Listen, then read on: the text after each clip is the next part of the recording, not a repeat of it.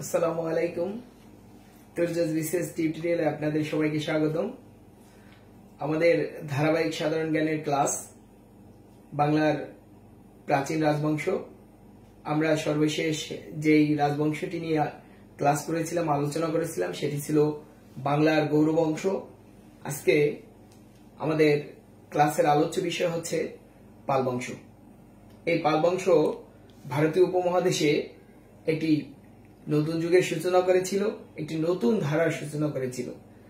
তাহলে আমরা এই ক্লাসের মাধ্যমে পাল বংশ সম্পর্কে জানবো এবং এই পাল বংশ থেকে বারবার কোশ্চেন হয়ে থাকে। সকল চাকরি পরীক্ষায় এই পাল বংশের বিভিন্ন রাজার কীর্তি, বিভিন্ন রাজা, সময়কাল, এগুলো নিয়ে কোশ্চেন হয়ে থাকে। তাহলে চলুন আমরা শুরু করি আমাদের আজকের ক্লাস। আজকে আপনারা হিডিং দেখতে পাচ্ছেন, বাংলার প্রাচীন রাজবংশ পাল বংশ। কি বংশ? আমরা আজকের ক্লাসের মূল বিষয় হচ্ছে পাল বংশ। পাল রাজবংশ আমরা আগের ক্লাসে আলোচনা করেছিলাম যে মাৎস্যন্যায় যখন চলছিল তখন বাংলার রাজন্যবর্গরা গোপাল নামক একজনকে রাজসিংহাসনে বসিয়েছিলেন। সেটি হচ্ছে 750 খ্রিস্টাব্দে।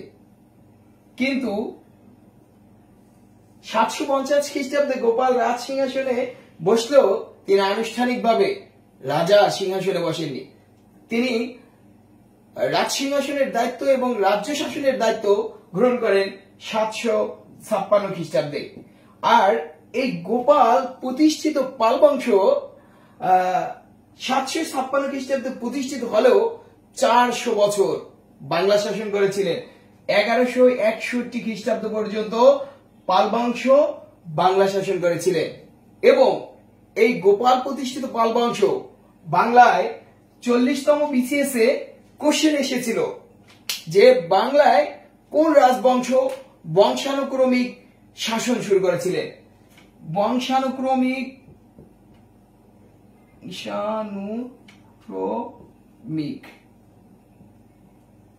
শাসন শুরু করেছিল। বংশানুক্রমিক শাসন সমান হচ্ছে কি পাল বংশ। খুবই ইম্পর্টেন্ট কোশ্চেন, বারবার আসে। তাহলে এই গোপাল প্রতিষ্ঠিত পাল বংশই বাংলায় সর্বপ্রথম বংশানুক্রমিক শাসন প্রতিষ্ঠা করেছিল। বংশানুক্রমিক শাসন কি? আবার আপনাদের এটা বুঝতে হবে যে বংশানুক্রমিক শাসনটা হচ্ছে রাজার যেই মনোনয়নে পরবর্তী রাজা মনোনীত হবে, অর্থাৎ রাজতন্ত্র। আমরা কি যেটা রাজতন্ত্র বুঝি সেটাই হচ্ছে বংশানুক্রমিক শাসন, অর্থাৎ রাজার ছেলে রাজা হবে। এই গোপাল যে রাজবংশ প্রতিষ্ঠা করেছে, গোপাল তিনি স্বয়ং 756 থেকে 781 খ্রিস্টাব্দ পর্যন্ত গোপাল বাংলা শাসন করে। গোপাল পুত্র, দেখেন বংশানুক্রমিক শাসন বিদেয়ী গোপাল পুত্র ধর্মপাল, যিনি পাল বংশের সর্বশ্রেষ্ঠ রাজা। এই আমরা লিখেছি যে পাল বংশের শ্রেষ্ঠ রাজাকে ধর্মপাল। ধর্মপাল গোপালের মৃত্যু 781, ধর্মপাল সিংহাসনে বসেন 781 খ্রিস্টাব্দে। 781 খ্রিস্টাব্দে এবং 821 খ্রিস্টাব্দ পর্যন্ত ধর্মপাল বাংলা শাসন করেন। দীর্ঘ 40 বছর। কত বছর? দীর্ঘ 40 বছর। দীর্ঘ 40 বছর বাংলা শাসন করেন এই ধর্মপাল। এবং এই ধর্মপালই পাল বংশের সর্বশ্রেষ্ঠ রাজা। আমরা এবার দেখব ধর্মপালের বিশেষ কীর্তি। ধর্মপাল এর বিশেষ কীর্তি হচ্ছে বাংলাদেশের নওগাঁ জেলার কোন জেলার? নওগাঁ জেলার যে সোমপুর বিহার নির্মাণ করেছেন। কি বিহার? সোমপুর বিহার। কি বিহার? সোমপুর বিহার। বারবার কোশ্চেন হয় থাকে। সোমপুর বিহারের প্রতিষ্ঠাতাকে? সোমপুর বিহারের প্রতিষ্ঠা হচ্ছে ধর্মপাল। কে? ধর্মপাল। সোমপুর বিহারের প্রতিষ্ঠা হচ্ছে ধর্মপাল। এবং সোমপুর বিহার কোন জেলায় অবস্থিত? সোমপুর বিহার হচ্ছে নওগাঁ জেলা অবস্থিত। বাংলাদেশের রাজশাহীর পার্শ্ববর্তী নওগাঁ জেলায় অবস্থিত। কি? এই নওগাঁ কিন্তু আমের রাজধানীও নওগাঁ। ঠিক আছে, রাজশাহীর থেকেও নওগাঁয় বেশি আম উৎপাদন হয়। ঠিক আছে, এই নওগাঁ জেলার খিরসাবাদী আম বিশ্ব এই যে আমাদের যে জিআই পণ্যের মর্যাদা লাভ করেছে প্রথম দিকে। এবং এই নওগাঁ জেলার সোমপুর বিহার প্রতিষ্ঠাতা হচ্ছে কে? ধর্মপাল। এই সোমপুর বিহারের আরেকটা নাম আছে কি? পাহাড়পুর বিহার। কি না? পাহাড়পুর বিহার।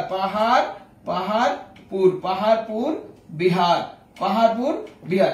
এই ধর্মপালের সময় আরেকটি ঘটনা ঘটে, খুবই তাৎপর্যপূর্ণ ঘটনা, সেটা হচ্ছে 40 বছর ব্যাপী কি হয়?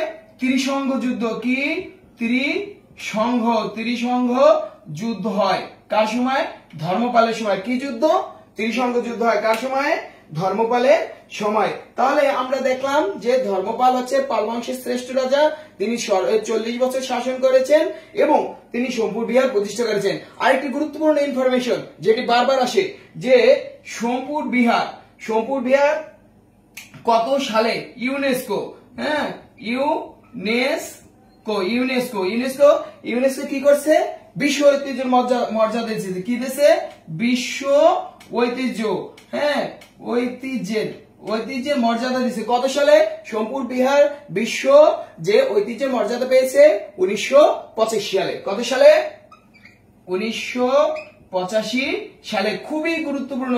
এখান থেকে আপনারা প্রত্যেক বিসিএস এ বা অন্য যে কোনো সরকারি চাকরি পরীক্ষায় আপনারা প্রশ্ন পাবেনই, যে সোমপুর বিহার কে প্রতিষ্ঠা করছে, সোমপুর বিহার কোন জেলায় অবস্থিত, সোমপুর বিহার ইউনেস্কো কত সালে স্বীকৃতি লাভ করছে? 1985 সালে। এই সোমপুর ধর্মপাল গেল। ধর্মপালের পরে তাৎপর্যপূর্ণ একজন রাজা, তিনি হচ্ছে দেবপাল। এই দেবপাল এখানে আসতে পারে যে কোন রাজার সময় পাল বংশ সবচেয়ে বেশি বিস্তৃতি লাভ করে? দেবপালের সময় পাল বংশ বিস্তৃতি লাভ করে। কি? বিস্তৃতি লাভ। কার সময়? দেবপালের সময়। দেবপালের পরে আর একজন বিখ্যাত রাজা আছে, যিনি মোটামুটি সফল রাজা, তার নাম হচ্ছে কি? তার নাম হচ্ছে মহিপাল। কি? মহিপালের বিশেষ কৃতিত্ব রয়েছে। মহিপালের বিশেষ কিছু কৃতিত্ব রয়েছে। আমরা মহিপাল দিনাজপুর জেলায়, মহিপাল কি করছে? এই মহিপাল দিনাজপুর জেলায়, কোথায়?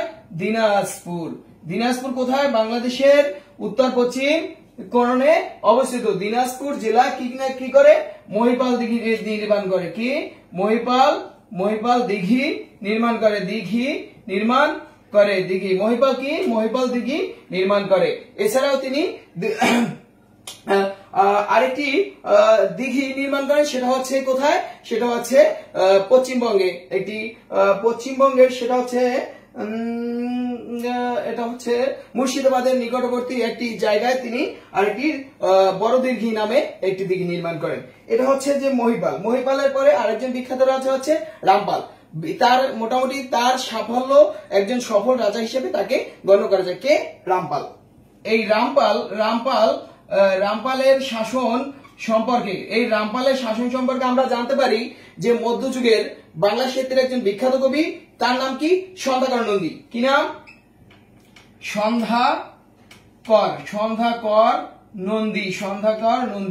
সন্ধ্যাকর নন্দী একটি বিখ্যাত গ্রন্থ রচনা করেছেন রামপাল সম্পর্কে, সেটা হচ্ছে রামচরিত। কি?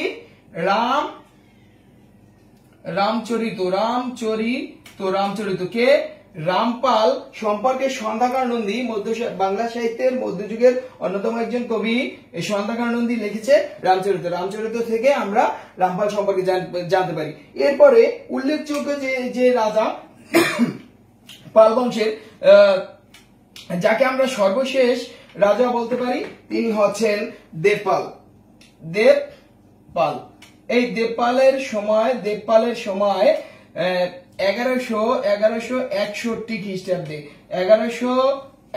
খ্রিস্টাব্দে পাল বংশের পতন হয়। পাল বংশের পতন কার সময়? পাল বংশের পতন কার সময়? দেবপালের সময়। এই 1161 খ্রিস্টাব্দে বিজয় সেন তিনি এই পাল বংশের পতনের মধ্যে দিয়ে বাংলায় সেন বংশ প্রতিষ্ঠা করে। এটি হচ্ছে আর বাংলার পাল বংশের ইতিহাস। আশা করি এই ক্লাসটি যদি আপনারা আত্মস্থ করতে পারেন, তাহলে এখান থেকে আপনারা যে ধরনের কোশ্চেন আসুক সেটা আপনারা এখান থেকে উত্তর করতে পারবেন। আমরা পরবর্তী ভিডিওতে আমরা সাধারণ জ্ঞানের যে ক্লাস আছে সেটি কন্টিনিউ করব। আপনাদের ভিডিওটি ভালো লাগলে অবশ্যই শেয়ার করবেন। আর আপনারা যদি ভিডিও শেয়ার না করেন, না দেখেন বা আমাদের কমেন্ট না করেন, তাহলে কিন্তু আমরা উৎসাহ উদ্দীপনা হারিয়ে ফেলবো।